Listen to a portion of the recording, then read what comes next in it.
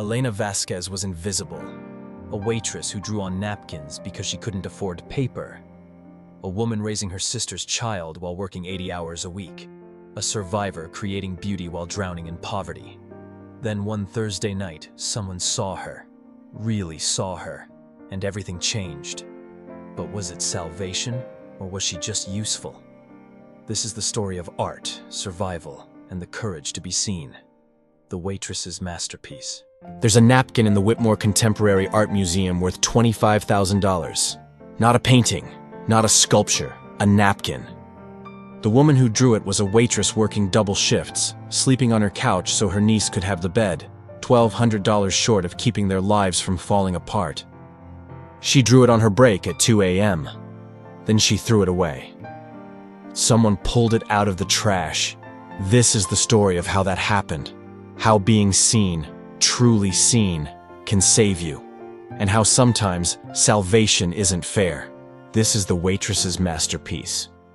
The Laurel restaurant sits in the arts district of a city that used to care about artists. Now it caters to people who collect art the way they collect wine. As investment, as status, as conversation. The restaurant is beautiful. Golden lighting, white tablecloths, a stunning stained glass window above the bar depicting a phoenix rising. Art Deco curves, amber and crimson glass catching light like living fire. Elena Vasquez has been staring at that phoenix for 3 years. She's 31, with dark curls always pulled back in a practical bun, warm brown eyes that have learned to hide exhaustion behind kindness. She moves between tables with practiced grace, the kind that comes from years of making yourself smaller so other people can feel bigger. Black slacks, white button-down, black apron. Around her neck, a small silver locket, her abuela's, the only thing of value she owns. A businessman at table 7 snaps his fingers at her. "Excuse me, miss." She turns, still smiling. "Yes, sir. How can I help you?" "This wine," he says. "It's too warm." "Are you incompetent or just careless?" She's neither. The wine is exactly 62 degrees, which is correct for a Pinot Noir. But Elena doesn't say this. She never does. "I'm so sorry," she tells him. "Let me get you a fresh glass immediately. Would you like me to have the sommelier select something else?" "No," he snaps. "Just fix it." "Of course." She takes the glass, walks to the bar, asks the bartender for an ice bucket. While she waits, her eyes drift to the stained glass phoenix. She stares at it for 5 seconds, maybe 10. Something in her face shifts. Longing, maybe, or recognition of something she used to be. Then she snaps back, takes the chilled wine, returns to the businessman with perfect composure. "Here you are," she says. "Please let me know if there's anything else I can do for you." He doesn't look at her, just waves her away like smoke. Elena works double shifts 6 days a week. Lunch and dinner, 10 hours minimum, sometimes 12. She's kind to every customer. She remembers their orders from weeks ago, asks about their children, their jobs, their vacations. She makes people feel seen. They rarely return the favor. The other servers cut corners. They rush orders, forget requests, let their smiles slip when no one's watching. Elena never does. It's not that she's a saint.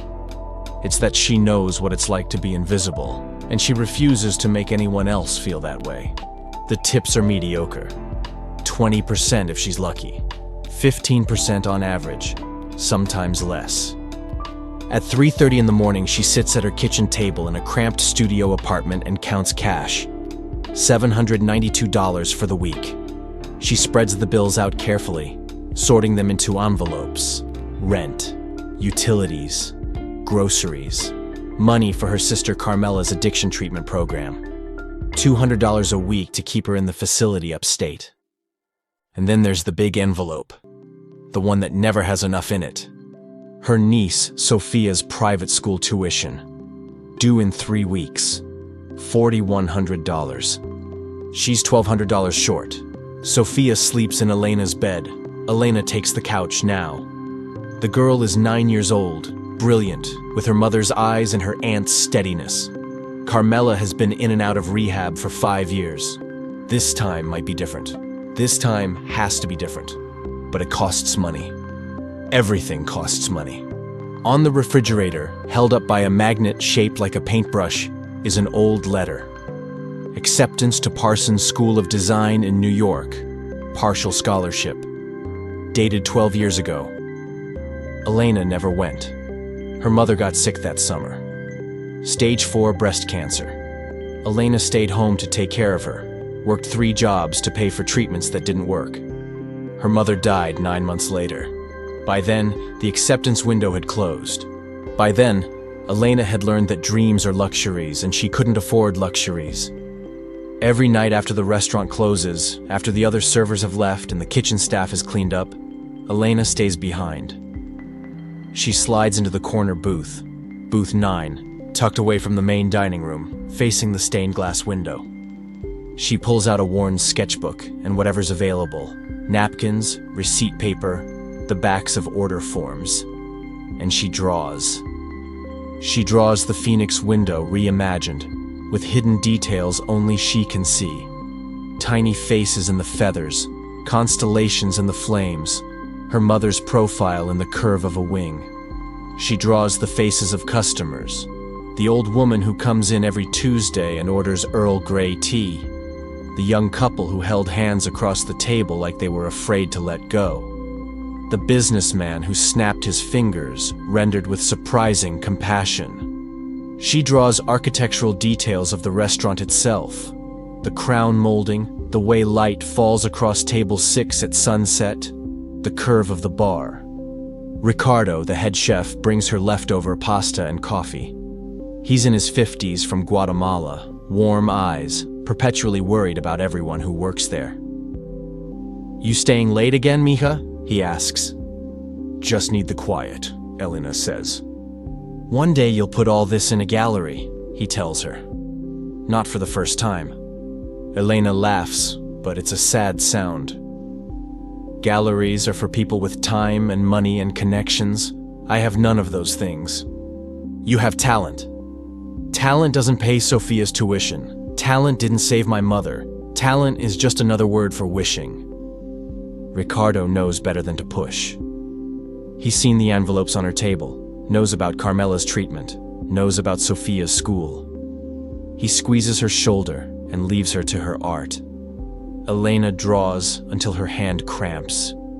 Then she carefully collects the napkins, tucks them into her sketchbook, and goes home to sleep for 4 hours before her next shift. She's been doing this for 3 years.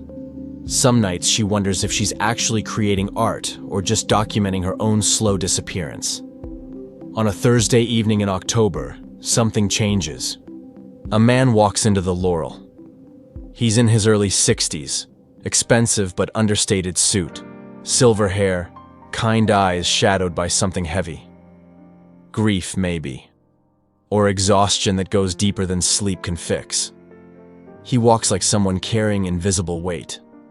He requests table 14, the corner table, tucked away from the crowds, near the window but not too close. Elena seats him, hands him a menu. "Can I start you with something to drink?" "Whiskey," he says. "Neat." And I'm in no rush. His voice is cultured, educated, but there's something broken underneath it. She brings the whiskey. He orders a full meal, but barely touches it. Instead, he reads. Architecture books, art theory, museum catalogs. He watches people, lost in thought, occasionally writing something in a leather notebook. Elena notices, but she doesn't intrude. She refills his water quietly, respectfully. When he's ready for the check, she brings it without hovering.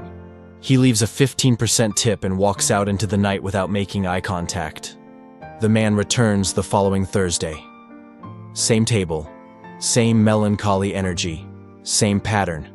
Whiskey neat, full meal barely touched, books spread across the table. The other servers start avoiding him. Weird loner guy, they call him. Stays too long, doesn't tip well, just sits there reading. Why doesn't he go to a library? Probably a pervert, one server says. Rich guys are always the worst. But Elena treats him with the same quiet dignity she offers everyone. Over the following weeks, she learns his patterns. He arrives at 7 p.m., stays until 10 p.m., orders the salmon or the steak, drinks 2 whiskeys over 3 hours. He always says please and thank you. He never complains. He tips exactly 15%, calculated to the penny. They exchange few words. "How are you this evening?" she asks. "Well enough," he responds. "How are you?" "Busy but good," she says. That's the extent of it. But there's something there. A mutual respect, maybe. 2 lonely people sharing space without demanding anything from each other. She notices he reads books about grief sometimes. Books about losing people. Once, she sees him looking at a photograph in his wallet. A woman, beautiful, smiling. He stares at it for a long time, then puts it away and orders another whiskey. She doesn't know his name yet. He doesn't know hers. They're just the waitress and the man at table 14. One evening in November, Elena is particularly exhausted.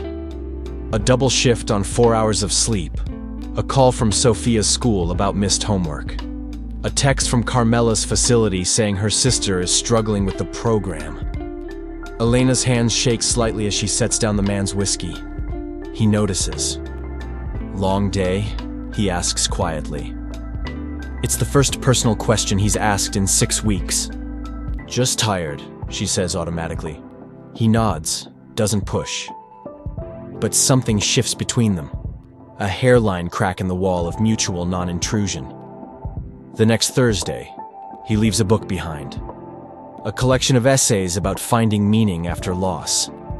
Elena finds it on the table, sees his bookmark inside. A photograph of the same woman from his wallet, younger, laughing in front of a hospital. She brings the book to him as he's putting on his coat. "You forgot this," she says. He takes it, looks at the photo bookmark, then at Elena. "My wife," he says. "She was a nurse. Cancer ward. She died 3 years ago." "I'm sorry," Elena says and means it. "Your mother?" he asks, nodding at the locket around her neck. Elena's hand goes to it instinctively. "How did you—" "The way you touch it when you're tired. Like it's an anchor." Elena realizes this man has been watching her too, not invasively. Just the way 2 drowning people recognize each other in the water. "She died of breast cancer," Elena says. 12 years ago. They stand in silence for a moment. "Thursday was date night," he says finally. "For Catherine and me. 20 years, every Thursday we'd go out. I can't seem to break the habit even though." He trails off. "Even though she's not coming," Elena finishes softly. "Yes. I still set 2 place settings at dinner sometimes," Elena admits. "For my mother. Just for a second, I forget she's gone." The man's eyes fill with tears. He blinks them away. "Thank you," he says. "For what? For not telling me it gets easier." "Does it?" Elena asks. "No," he says. "You just get stronger at carrying it." He leaves. Elena returns to booth 9 and draws his face for the first time. The grief in his eyes, the way he holds his book like a shield, the carefully maintained composure cracking at the edges. This continues through November and into December. Their Thursday night ritual deepens slightly. He arrives at 7. She brings his whiskey without asking. They exchange a few words, never more than necessary, but each word carrying weight. She learns he's involved with art somehow, though she doesn't ask specifics. He learns she draws, though he doesn't ask to see her work. It's Ricardo who changes everything. One night in mid-December, after the man has left, Ricardo finds Elena in booth 9 surrounded by napkin sketches. He's holding a garbage bag, about to clear tables.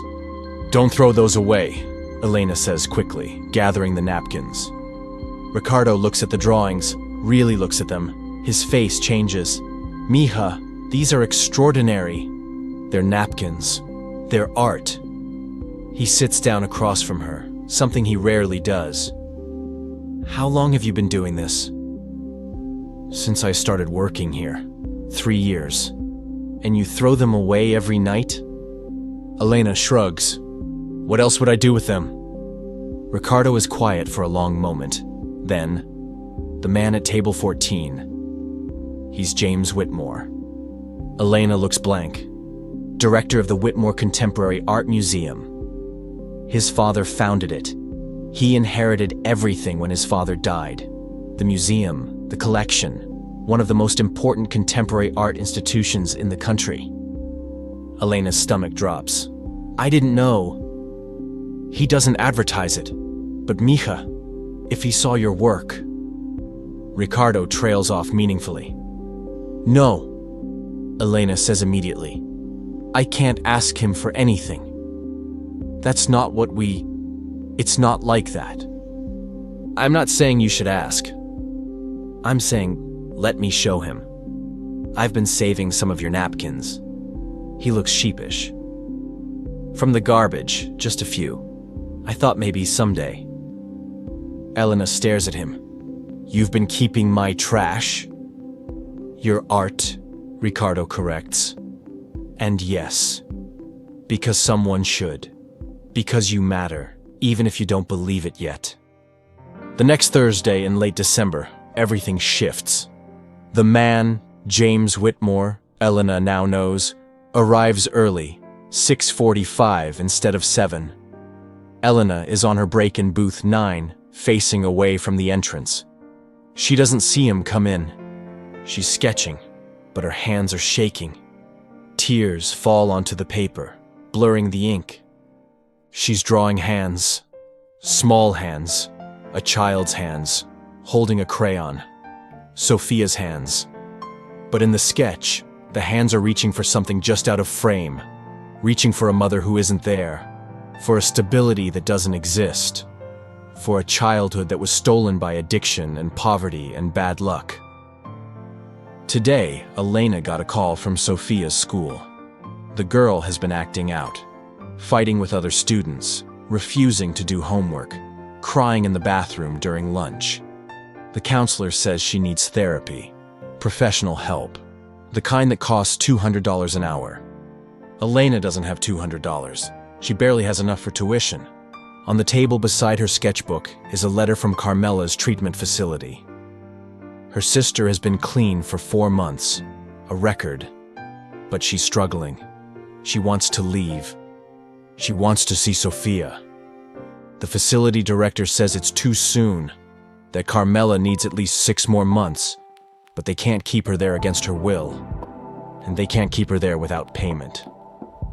Elena is 3 weeks behind on the fees. James enters the restaurant and stops. He sees this moment, this private devastation, this woman creating beauty through tears while her world crumbles. He doesn't interrupt. He doesn't say anything. He quietly walks to table 14 and waits. Elena composes herself after a few minutes. She wipes her eyes, tucks the sketch away, forces the professional smile back onto her face. Then she sees him sitting there and feels a flash of embarrassment. How long has he been watching? She walks over, smoothing her apron, hoping her eyes aren't too red. I'm sorry, I didn't see you come in. No apology needed, he says gently. Rough day? Just tired, she deflects. The usual. The usual, he says slowly. Rarely is. There's something in his voice. Recognition, maybe. Compassion without pity. She realizes he saw her crying, but he's giving her the dignity of privacy, not forcing her to explain. I'll get your whiskey, she says. Thank you. And miss. She stops, turns. Whatever it is, he says carefully. I hope it gets better. She nods, not trusting herself to speak, and walks away. He watches her go, then notices something on the floor near booth 9. A crumpled napkin she left behind. The sketch of Sophia's small hands reaching. He picks it up carefully, smooths it out, studies it for a long moment. The lines are confident, despite being drawn on paper meant to wipe mouths. The hands are rendered with such love and such fear in equal measure that it makes his chest hurt. He folds the napkin carefully and tucks it into his jacket pocket. That night, after closing, Ricardo approaches James as he's paying his check. "Mr. Whitmore," Ricardo says. "I'm Ricardo, the head chef. May I speak with you for a moment?" James looks surprised but nods. "Of course." Ricardo sets down a portfolio folder. Inside are 47 napkin sketches, carefully preserved in plastic sleeves. The waitress who serves you, Elena. She's been creating these for 3 years. Every night after we close, she sits in that booth and draws. On napkins, because she can't afford real paper. On receipt backs, because she can't afford sketchbooks. I've been saving them. James opens the portfolio, his expression unreadable. He moves through the sketches slowly. The Phoenix window, customer portraits, architectural details, grief captured in hastily drawn lines. "Why are you showing me these?" James asks quietly. "Because she's drowning," Ricardo says. "She supports her niece, pays for her sister's rehab, works 80 hours a week. She has more talent in her fingertips than half the artists in your museum. But she'll never get the chance to use it unless someone sees her. Really sees her." James looks toward booth 9, where Elena is cleaning up her space. "She doesn't know you're doing this." "No, she'd be mortified. She'd say she doesn't deserve help." Ricardo pauses. "But deserving has nothing to do with it. She creates beauty in impossible circumstances. That matters. She matters." James closes the portfolio. "May I keep these for a few days?" "Yes. But Mr. Whitmore, she's too proud to ask for anything. If you're going to do something, it has to be done carefully." "I understand," James says. "Thank you for trusting me with this."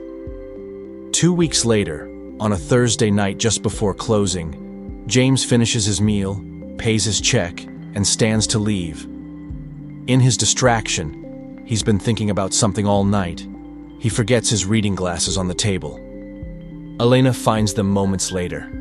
They're expensive, wire-rimmed, the kind someone would need to drive home safely at night. She knows he'll need them. She grabs her coat and runs out into the parking lot.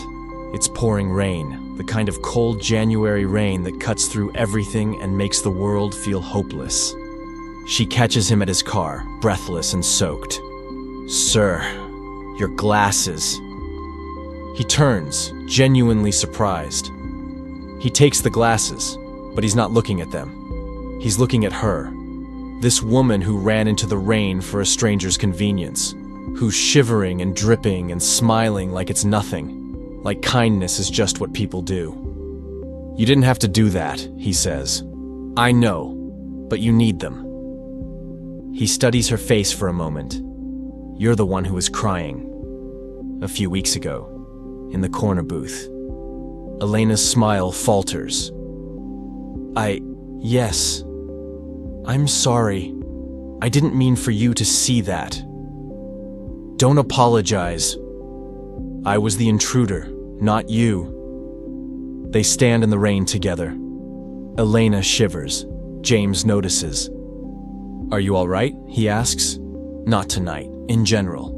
Elena is so surprised by the question that she answers honestly. "No, not really." "Can I help?" Elena laughs, but there's no humor in it.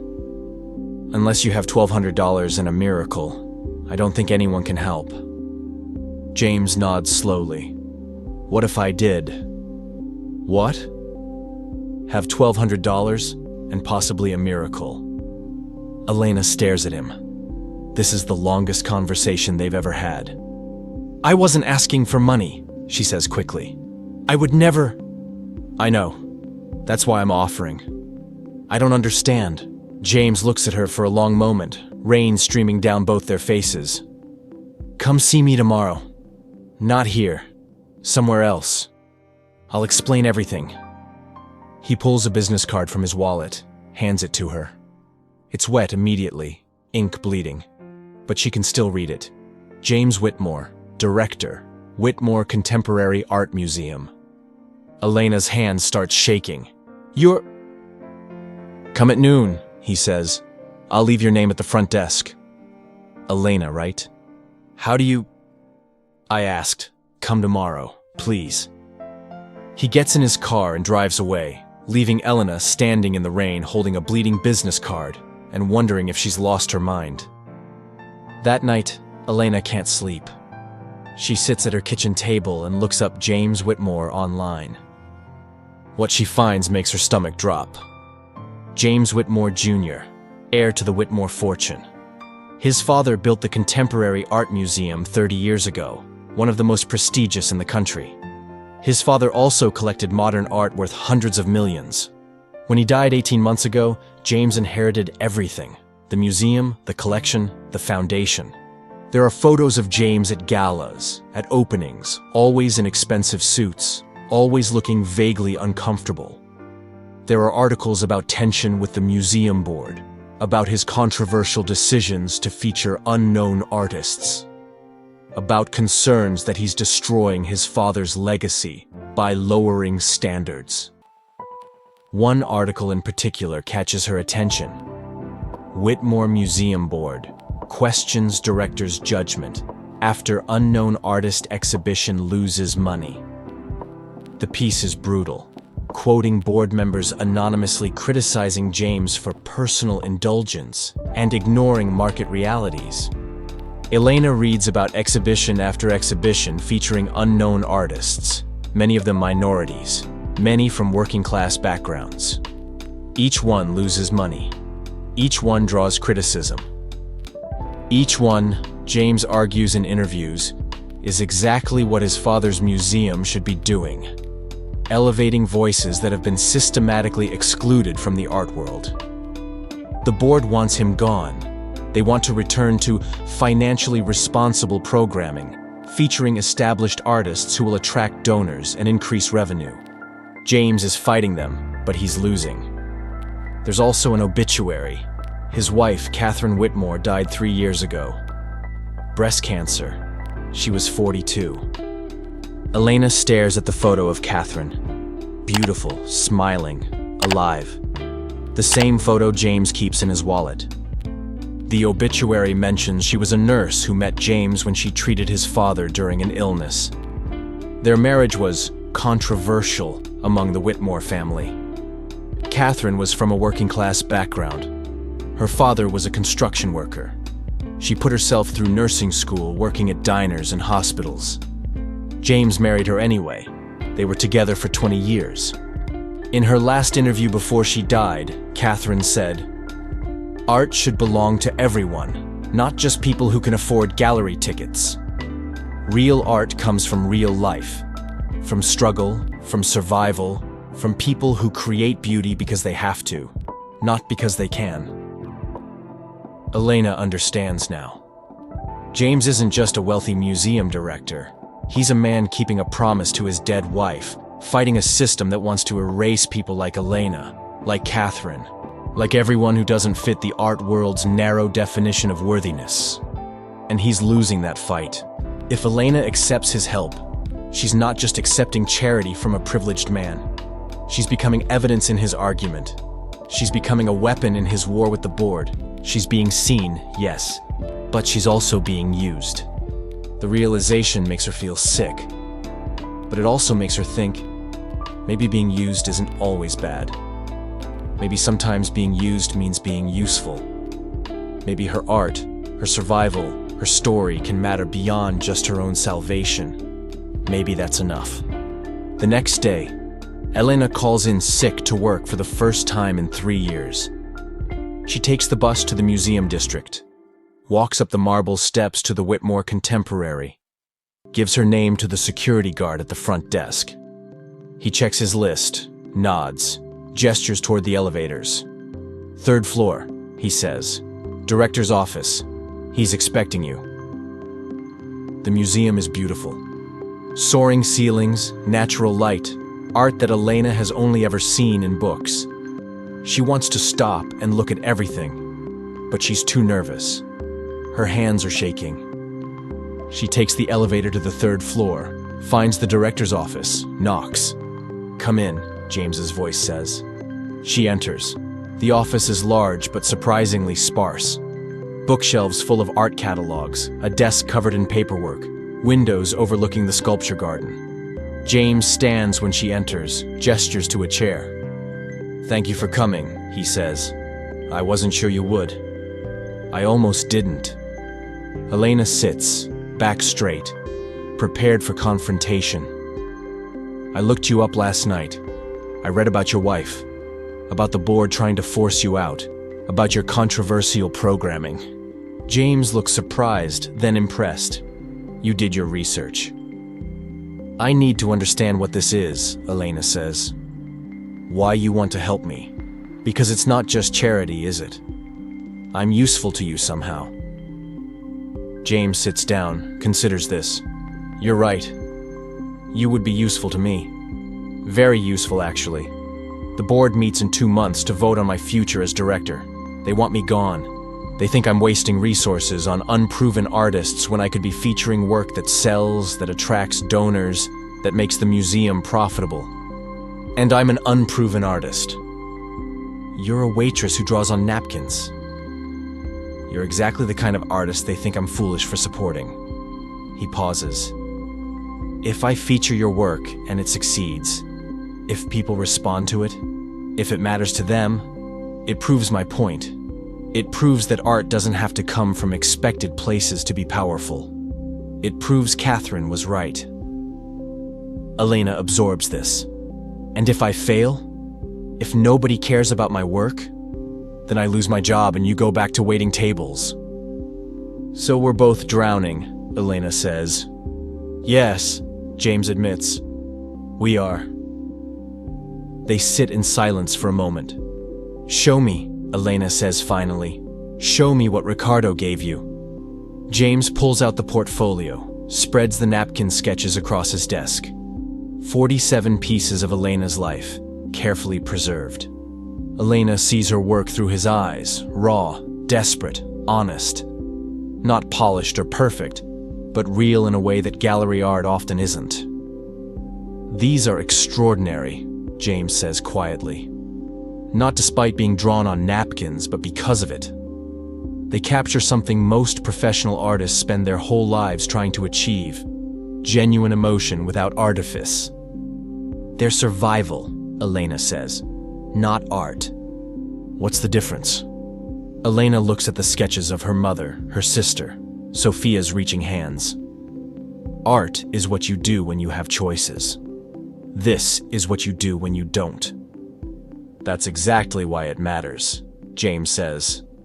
"Most art in museums is made by people who had choices. People with family money, with connections, with safety nets. Your work shows what creation looks like when you're drowning, when you're choosing to make beauty instead of just surviving. That choice. That's the most artistic choice there is." Elena's eyes fill with tears. She's never heard anyone describe her work this way.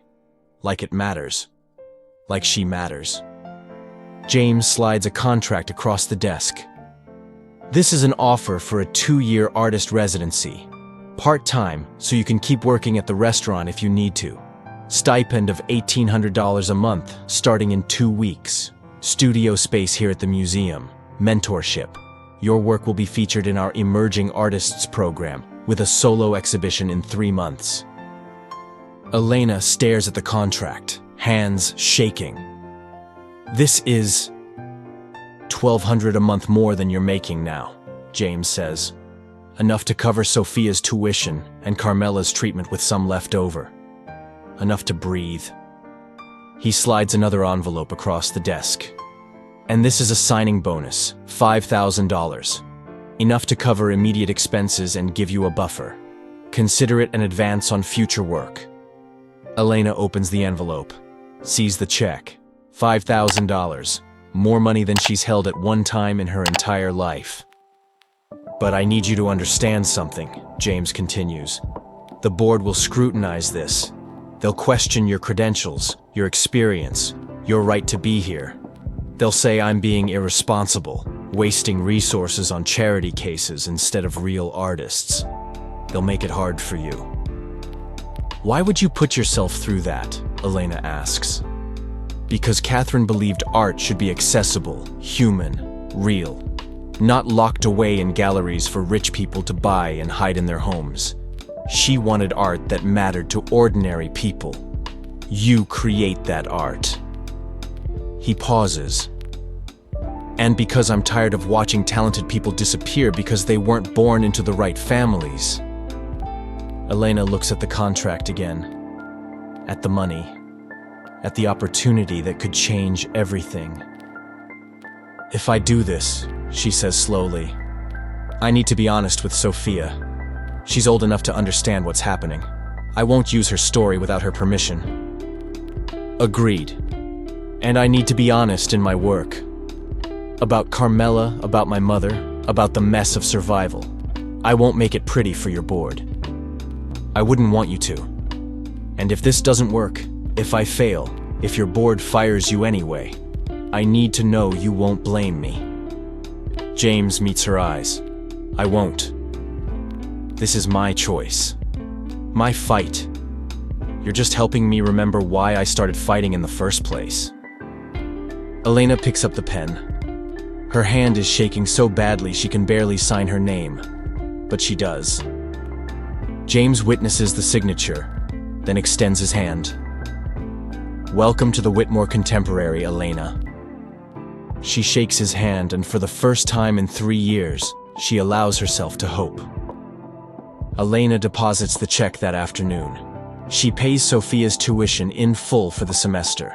She pays Carmela's treatment facility, covering the back fees plus 2 months ahead. She buys groceries, real groceries, not just rice and beans, but vegetables and fruit and meat.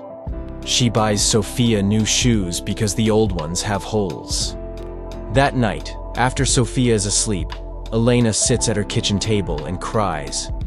But these are different tears.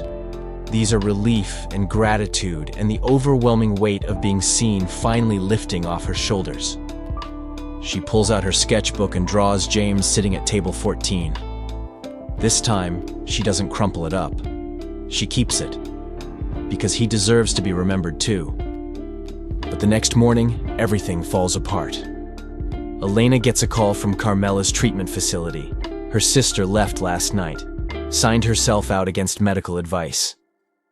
The director says Carmela seemed agitated, paranoid, convinced Elena was paying for treatment by putting Sophia in danger somehow.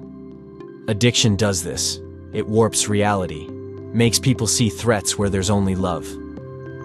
Carmela isn't answering her phone. She's disappeared into the city somewhere, and Elena knows from experience that when her sister disappears, she's using again.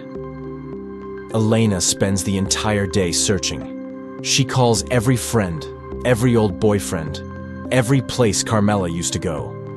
Nothing. By nightfall, she's frantic. She calls the police, but they say there's nothing they can do. Carmela is an adult. She left treatment voluntarily. There's no evidence of immediate danger. Sophia knows something is wrong. Where's Mom? She asks. Elena doesn't lie. She left the treatment facility. I don't know where she is. Is she using again? Elena hesitates, then, probably. Sophia's face hardens in a way no 9-year-old's face should.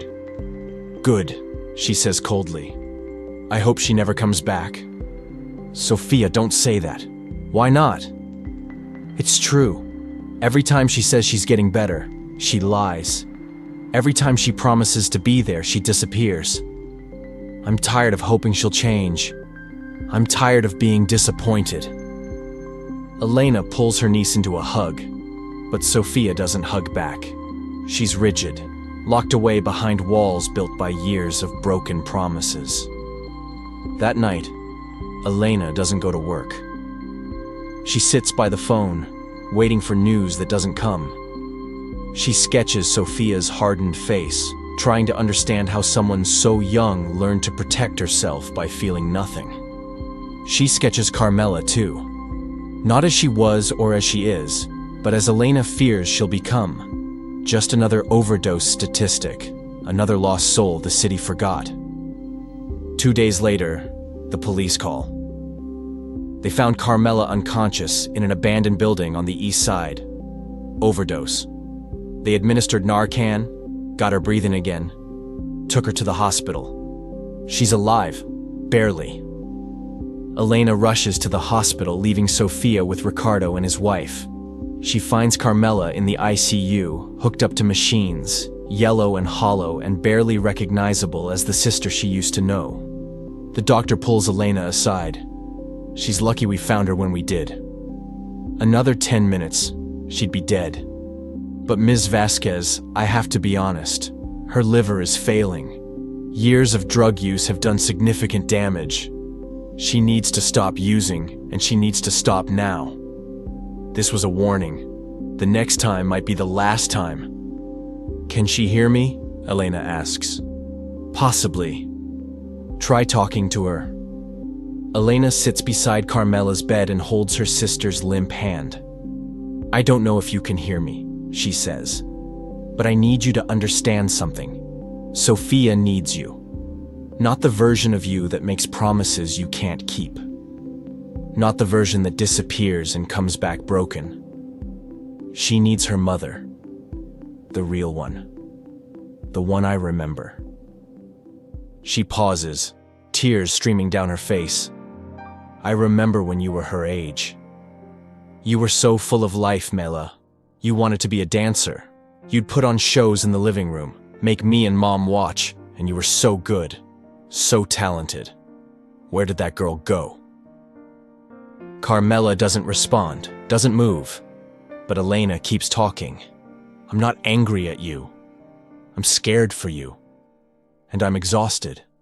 I've been holding everything together for so long, and I can't do it anymore. If you want to die, I can't stop you. But if you want to live, if there's any part of you that still wants to be Sophia's mother, then you have to fight. Not for me, for her. Elena sits with her sister for hours, drawing her face, memorizing every detail in case this is the last time. When Elena returns to work the next day, she's a ghost. She moves through her shift mechanically, taking orders, delivering food, clearing tables. But she's not really there. James notices immediately. When he arrives at 7 p.m., he takes one look at her and knows something is catastrophically wrong. At the end of her shift, he waits by the door. Can we talk? He asks. I can't, she says. I have to get home to Sophia. Then let me drive you. Please, you shouldn't be alone right now. I'm fine. You're not. And you don't have to pretend with me. Something about the way he says it breaks through her defenses. She nods. They sit in his car in the parking lot, and Elena tells him everything. About Carmela's overdose, about Sophia's anger, about feeling like she's failing everyone who depends on her. James listens without interrupting. Then he says, You know it's not your fault, right? Elena laughs bitterly. Then whose fault is it? I should have seen the signs. Should have known she wasn't ready to leave treatment. Addiction doesn't work that way. It's not logical. It's not something you can love away or control away. All you can do is keep showing up and hope it's enough. How do you know? Because my father was an alcoholic, James says quietly. Functional, successful, rich, but still an alcoholic. He died of liver failure, just like your sister might. I spent years trying to save him. Years making excuses, covering for him, pretending everything was fine. It didn't matter. He died anyway. He turns to look at Elena. You can't save people who don't want to be saved. All you can do is make sure they know you'll be there when they're ready. If they're ever ready. What if she never is? Then you mourn her. And you make sure Sophia knows it wasn't her fault either. They sit in silence. Then James says, "The exhibition is in 3 months. You don't have to go through with it if you're not ready." "No," Elena says. "I need to. I need something in my life to be about creation instead of destruction." "All right. But if you need anything, time off, someone to talk to, anything, you tell me." "Why are you being so kind to me?" James looks at her with something that might be affection. "Because you remind me that kindness still exists. Because you're the first person in 3 years who's made me feel like life might be worth living again." Elena doesn't know what to say to that, so she just nods and gets out of the car. The next 2 weeks are a blur. Carmela stabilizes but refuses further treatment. She checks herself out of the hospital against medical advice, disappears again. Elena stops looking for her. She can't afford to. Not emotionally, not financially, not for Sophia's sake. Sophia starts therapy. The counselor says she's processing trauma, that her anger is actually grief in disguise. It'll take time, but she'll get through it. Elena starts working in her studio at the museum. It's bright, airy, everything she ever dreamed of. James gives her space but checks in regularly, offering guidance without imposing. She creates a massive mixed media piece, the Phoenix window from the Laurel, but instead of glass, she uses hundreds of photographs, sketches, receipts, napkins, all the ephemera of her life. Her mother's hospital bracelet, Sophia's first drawing, a photo of Carmela before drugs, her acceptance letter to Parsons, her apron from the restaurant. She calls it Rising from What Remains. James sees it for the first time and goes very quiet. Then, "This is remarkable. This is the centerpiece of the show."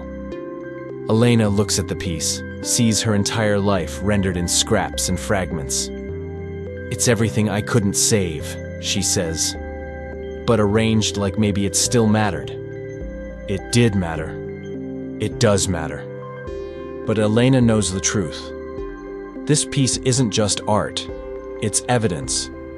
When the board sees it, they'll either understand James's vision, or they'll see it as proof that he's lost perspective, that he's elevating trash to museum status. She's creating her masterpiece and possibly destroying his career at the same time. "James," she says carefully, "what if they hate it? What if the board sees this and uses it against you?" "Then they do," he says simply. "But I'd rather fail defending something I believe in than succeed by compromising everything Catherine and I stood for." That's easy to say when it's not your whole life on the line. "It is my whole life," James says. "The museum is all I have left of my father, and my work here is all I have left of Catherine. If I lose it defending artists like you, then at least I lost it for the right reasons." Elena understands then that James is as desperate as she is, just in a different way. He's not drowning in poverty, he's drowning in grief and purpose and the crushing weight of legacy. Helping her is how he stays afloat. They're using each other, but maybe that's okay. Maybe mutual salvation still counts. The night before the exhibition opens, Elena can't sleep. She paces her apartment, terrified. What if no one comes? What if they come and hate it? What if this whole thing is a mistake? At midnight, her phone rings. Unknown number. She almost doesn't answer, but something makes her pick up. "Hello." Heavy breathing. Then, "Elena?" Her heart stops. "Mala? I heard about the art show. Saw it online. You're famous now." "I'm not famous. Where are you?" "Doesn't matter. I just wanted to say, I'm sorry. For everything. You deserved better than me. Mela, please, come to the opening tomorrow. Let me help you. I'm past help, sis. But Sophia, take care of her. Promise me. You're her mother. You should... I was never going to be what she needed. You know that.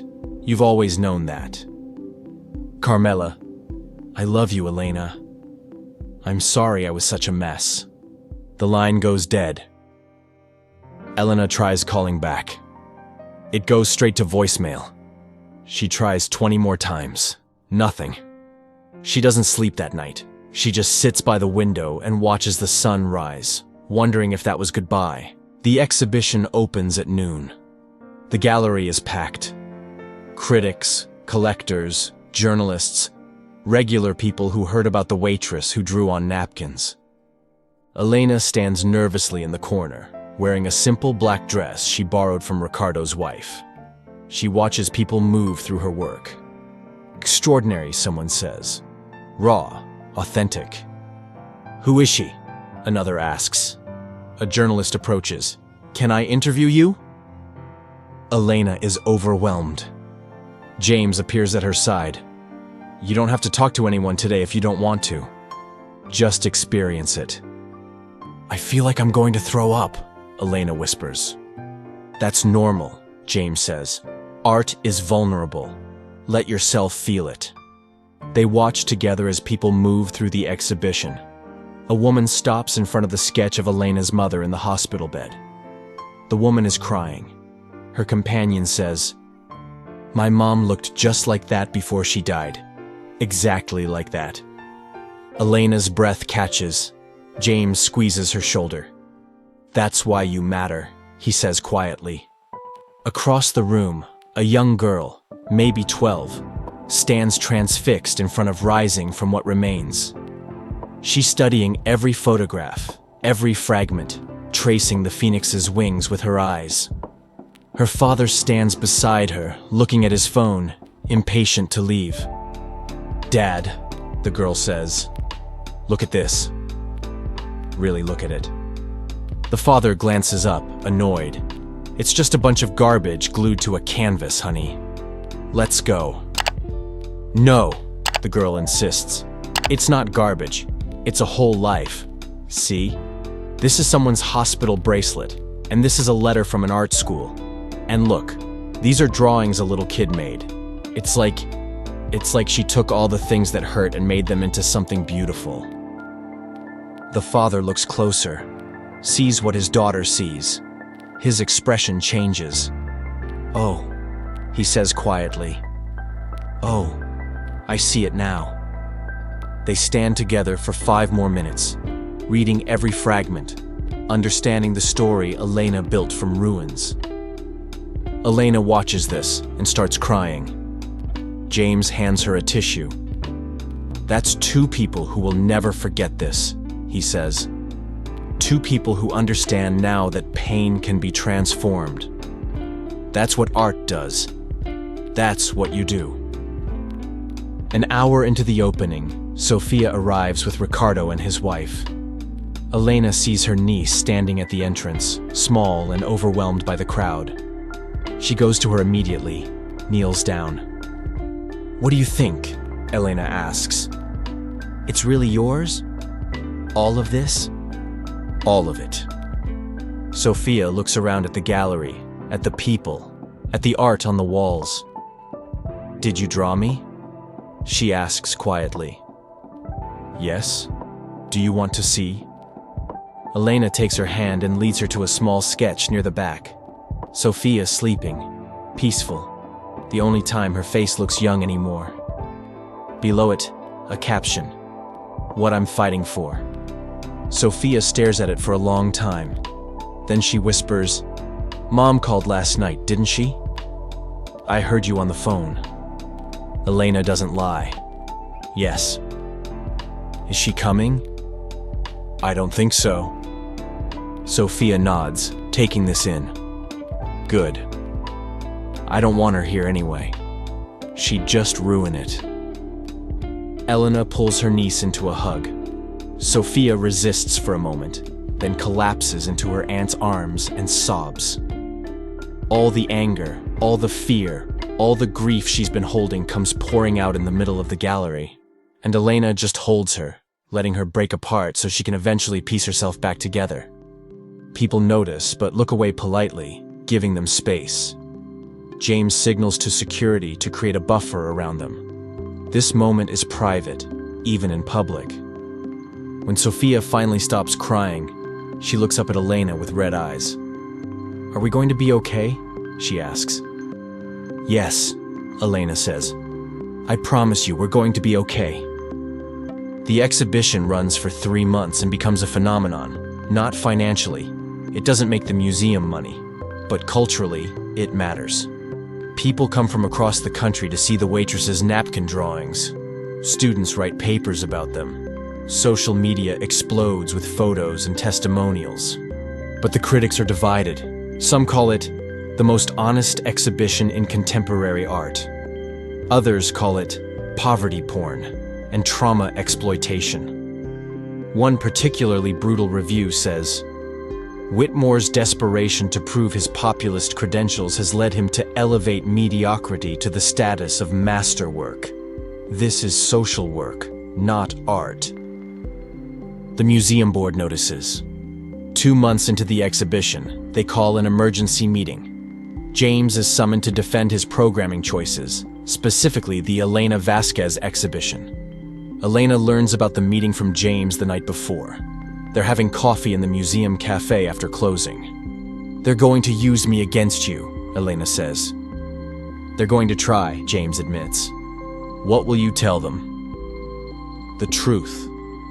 That your work has brought more visitors to this museum than any exhibition we've done in 2 years. That it sparked conversations about class, access, and what art can be. That it embodies everything this museum should stand for. And if they don't care about that, then I'll remind them that Catherine endowed this museum with $50 million specifically to support emerging artists from underrepresented backgrounds. Her will stipulates that at least 30% of programming must focus on artists without formal credentials or gallery representation. I'm literally following her wishes." Elena didn't know this.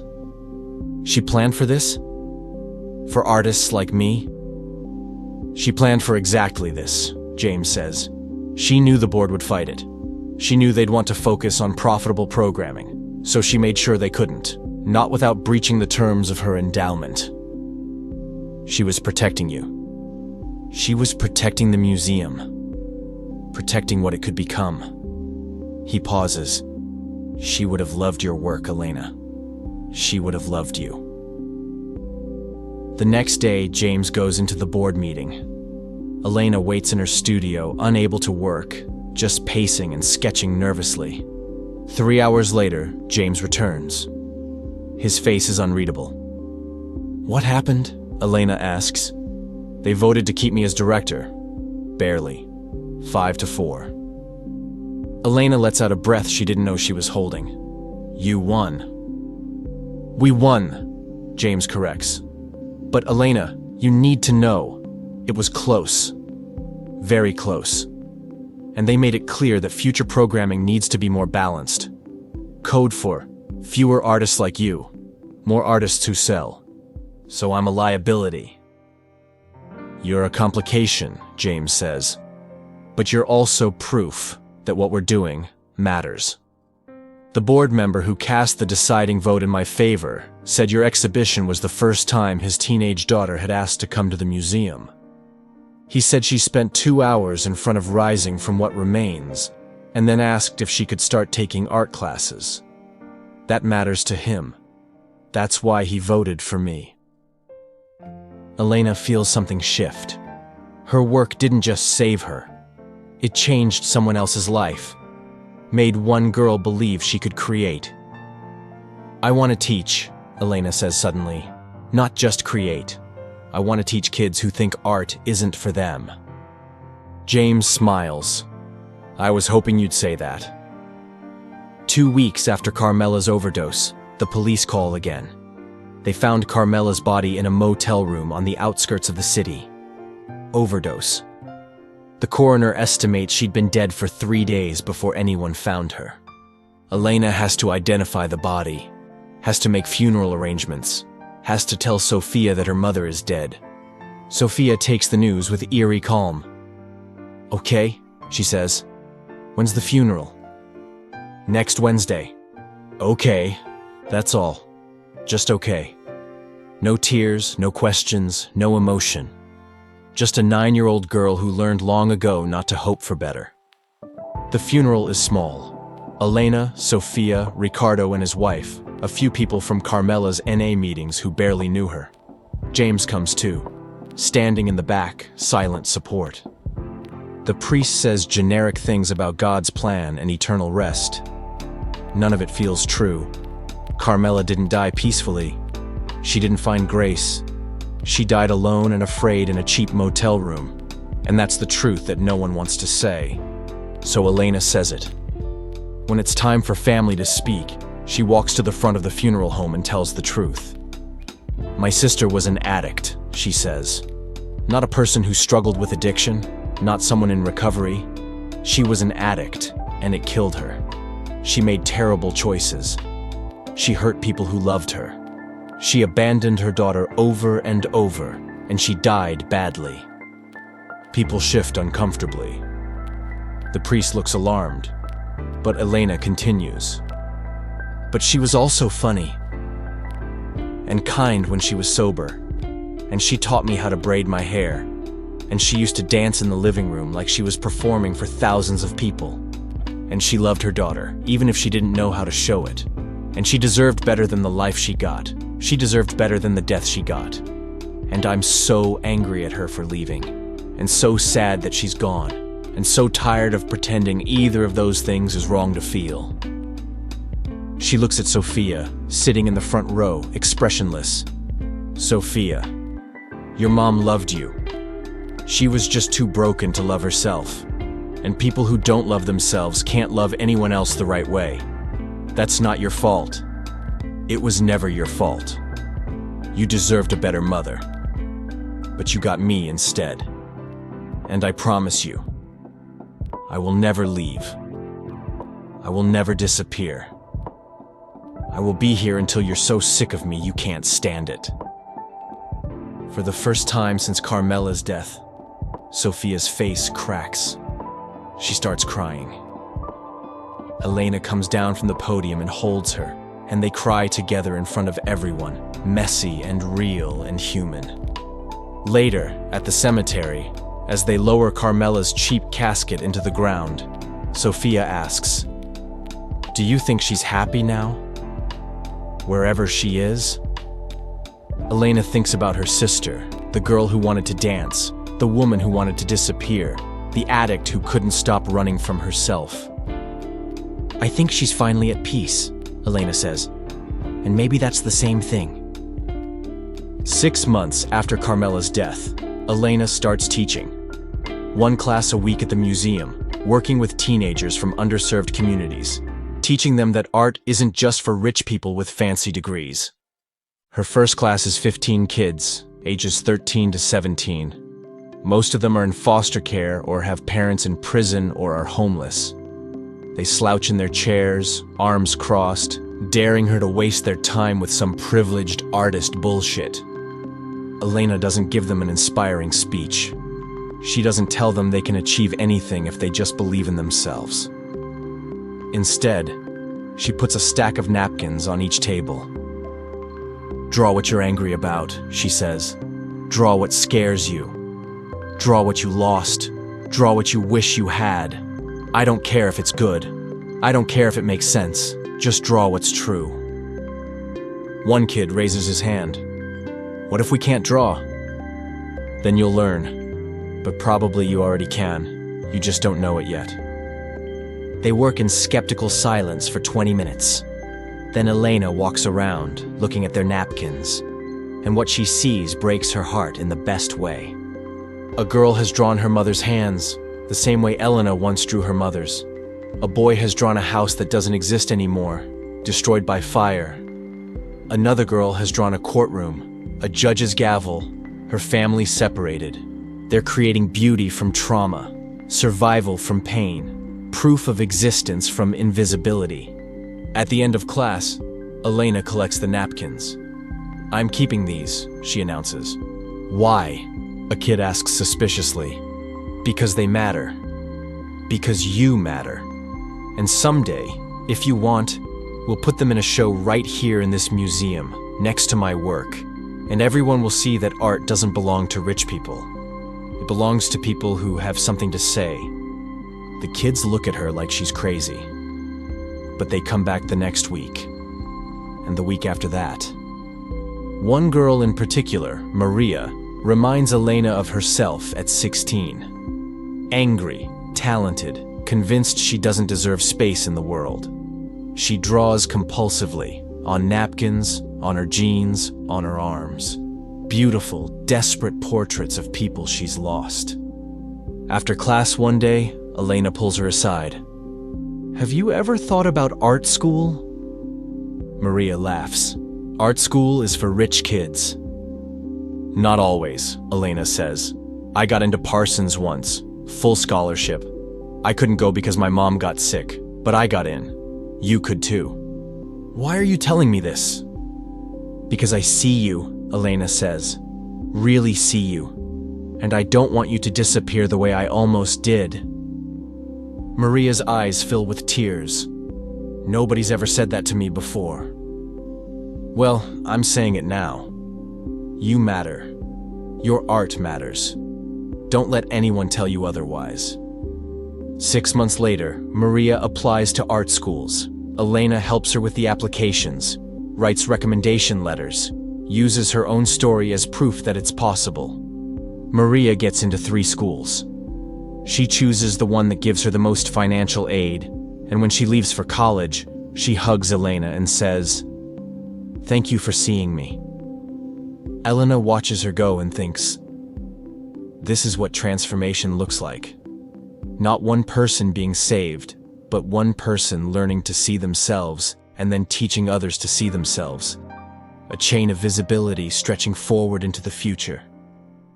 3 years after Elena's first exhibition, James offers her a permanent position, Associate Curator of Contemporary Art.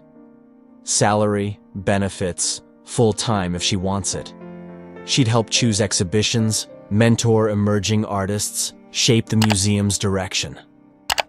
"What about the laurel?" Elena asks. "Keep working there if you want," James says. "The curator position is flexible. You don't have to choose between who you were and who you're becoming. You can be both." Elena thinks about this, about booth 9, where everything started, about Ricardo bringing her coffee, about the Phoenix window that she's been staring at for 6 years now. "I'll take the position," she says, "but I'm keeping my Thursday shifts." That booth is sacred. "Agreed," James says, smiling.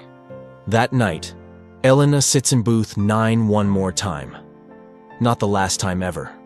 She'll still come back, still sketch here, still steal these quiet moments. But it's the last time this booth is all she has. Tomorrow she starts a new life, a real office, a title, health insurance, a salary that means Sophia can go to college someday. She pulls out a napkin and draws one final sketch. The stained glass Phoenix window, but this time the Phoenix is flying away from the frame, breaking free, rising towards something beyond the glass. She signs it. Elena Vasquez, the waitress, the artist, the curator, the woman who learned to see. Ricardo finds her there at closing time. He sits down across from her without asking. "This is it, isn't it?" he says. "You're really doing this." "I'm really doing this. But I'm not disappearing, Ricardo. I'll still be here Thursdays." "You better be. Who else is going to make these rich people feel bad about themselves?" Elena laughs. "I learned from the best." They sit together in comfortable silence. Then Ricardo says, "Your mother would be so proud of you, mija. So proud." Elena's eyes fill with tears. "I hope so. I hope she can see this somehow." She can. I believe that. And so can your sister, even though she didn't get to have this story. She'd be proud, too. 5 years after the first exhibition, Elena stands in the main gallery of the Whitmore Museum, surrounded by her students' work. They're having their first group show. 15 kids who started with napkins and skepticism and now have real pieces in a real museum. Sophia is here too, 14 now, helping set up.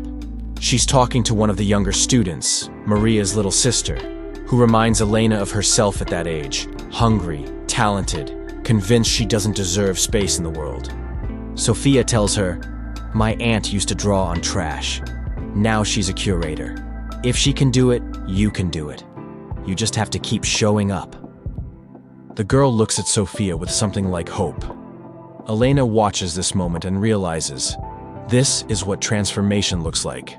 Not one person being saved, but one person learning to see themselves and then teaching others to see themselves. A chain of visibility stretching forward. James finds her in the crowd. "Ready for your speech?" he asks. "No, but I'll do it anyway." She takes the podium, looks out at the crowd, students, teachers, museum patrons, press, and in the back, Ricardo, grinning with pride. 5 years ago, Elena begins, I was a waitress who drew on napkins because I couldn't afford paper. I was invisible. I was convinced I didn't matter. I was surviving, but I wasn't living. She pauses. Then someone saw me. Really saw me. Not who I was trying to be, not who I thought I should be, but who I actually was. And that changed everything. She looks at James. But here's what I've learned since then. Being seen isn't magic. It's not luck. It's not fate. It's a choice someone makes to pay attention when it's easier to look away. She gestures to her students. All of you chose to show up week after week and turn your pain into something beautiful. You chose to believe you matter when the world told you otherwise. That's the bravest thing anyone can do. She looks at the art on the walls. This is what happens when we choose to see each other. When we insist that everyone has a story worth telling, art worth making, a life worth living. This is what happens when we refuse to let anyone be invisible. The crowd applauds. Her students stand up, some of them crying. Sophia is crying too, proud of the aunt who refused to give up. 10 years after the first exhibition, Elena publishes a book. It's called The Waitress's Masterpiece: Art, Survival, and the Courage to be Seen. It tells her story, the grief, the struggle, the napkins, the transformation.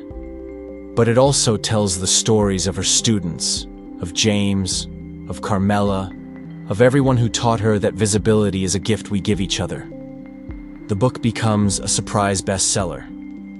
Not because it's inspiring in a simple way, but because it's honest. Elena doesn't shy away from the uncomfortable truth, that she was saved by luck and privilege and one wealthy man's attention, that Carmela wasn't saved and never would be, that the system that crushed her sister is the same system that elevated Elena, and that's grotesquely unfair. But she also writes about what you do with that unfairness, how you use your visibility to make others visible, how you transform salvation into legacy. People stop her on the street to thank her for telling the truth about poverty, about addiction, about how hard it is to create anything when you're just trying to survive. But she still works at the Laurel every Thursday, still sits in booth 9 after closing, still draws on napkins sometimes, just to remember where she started. One Thursday night, 10 years to the day after James first walked through the door, Elena brings him his whiskey and sits down across from him uninvited. "Thank you," she says. "For what?" "For seeing me when I was invisible. For believing I mattered when I didn't believe it myself. For giving me a chance when no one else would. For everything." James closes his book, takes off his reading glasses. "You're welcome. But Elena, you have to understand. You saved me too. I was drowning when I found you. I'd given up. I was just going through motions, waiting to die. You reminded me that life is worth living, that creation is possible even in grief, that showing up matters. So we saved each other. I think so, yes. They sit together in the quiet restaurant, the stained glass phoenix glowing above them, and Elena thinks, this is what it means to be seen. Not to be famous or successful or admired, but to have one person witness your existence and say, you matter. Your story matters. Your pain matters. Your survival matters. Your art matters. You matter. On Elena's 40th birthday, the Whitmore Museum throws a retrospective exhibition of her entire career. 15 years of work, from the original Napkin sketches to her most recent large-scale installations. Sophia, now 19 and studying social work, gives a speech at the opening. My aunt raised me after my mother died, she says. She worked 2 jobs, drew on napkins at midnight, and never once made me feel like I was a burden. She taught me that family isn't just blood. It's who shows up. It's who stays. It's who sees you completely and loves you anyway. She looks at Elena, standing at the side of the stage, and she taught me that your past doesn't define your future. My mother was an addict. My aunt was a waitress. I was a traumatized kid who thought I'd never be okay.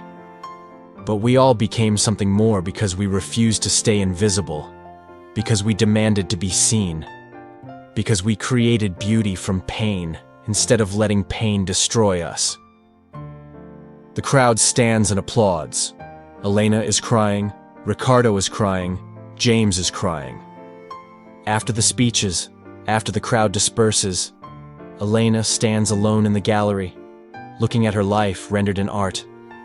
The napkins from the beginning, the grief pieces about her mother and sister, the joy pieces about Sophia growing up, the teaching pieces about her students finding their voices. James finds her there. What are you thinking? He asks. Elena considers the question. I'm thinking about the phoenix, she says finally. How it has to burn before it can rise. How transformation requires destruction. How you can't become something new without letting go of something old. And I'm grateful. For all of it, even the painful parts, because they made this possible. She gestures to the gallery. If I hadn't been that desperate waitress drawing on napkins, I wouldn't be this person standing here. I wouldn't have found you. I wouldn't have raised Sophia. I wouldn't have my students. I wouldn't have this life. So you don't wish it had been easier? No. I wish Carmela was here to see it. I wish my mother was here. But I don't wish away the struggle. The struggle was the art. The surviving was the masterpiece. James nods slowly. That's the wisest thing I've ever heard. The final scene, Elena sitting in booth 9 at the Laurel, late at night, alone with her sketchbook. The restaurant is closed. The lights are dim. The stained glass phoenix glows in the darkness. She's not drawing anything specific, just lines, shapes, shadows. Creating for the sake of creating, the way she used to before art became a career, before anyone was watching, when it was just her and the silence and the need to make something from nothing. She thinks about everything that's happened, about being seen and learning to see, about Carmela, who never got this chance, about Sophia, who's thriving now, about Maria and all her other students, creating their own chains of visibility, about James, who saved her by letting her save him, about Ricardo, who saved her napkins, about all the small moments of attention that added up to transformation. And she thinks, people ask me what it means to be an artist. They expect me to talk about inspiration or technique or vision. But here's what I tell them. Being an artist means showing up when no one's watching and creating anyway. It means drawing on napkins because you can't afford canvas. It means turning your pain into something someone else might recognize themselves in. It means refusing to disappear, even when the world acts like you already have. My mother used to say that every line you draw remembers why you drew it. That art has memory. I finally understand what she meant. These sketches, these paintings, these installations, they remember everything. The grief, the struggle, the moment someone saw me and changed my life, the moment I learned to see myself. They remember that I was a waitress who drew on trash. They remember that I almost gave up. They remember that one person's attention saved me. They remember that I took that salvation and turned it into something bigger than myself. A career, yes, but more than that. A life, a family, a legacy. This is my masterpiece. Not any single piece of art, but the whole story.